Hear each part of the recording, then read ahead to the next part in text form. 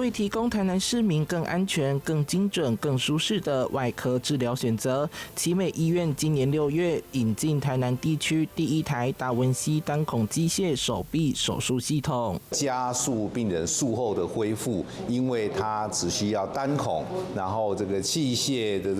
这个设计更先进，所以造成这个手术的破坏会更小，因此病人术后的恢复会很快。微创手术已经成为现代外科治疗的重要趋势，相较于过去达文西机械手臂系统会在腹部留下3到4个伤口，达文西 SP 系统只需要一个大约2.5公分的切口，就可以完成复杂手术操作。这样一个特色，我觉得它就是像一个眼镜蛇的一个方式，它就是可以在多角度去摆动这个镜头，在不同的角度跟方向去看我们的视野，然后要同时搭配其他3个手臂，那就可以在比较困难的角度可以做一些事情。启用第一例是帮85岁的妇人完成胃癌切除与胃肠重建，至今已经完成肝肿瘤、胆囊切除、腹壁疝气修补等手术。虽然方便，但操作难度极高，医师还是建议要看手术难度，才能达到精准又安全的医疗品质。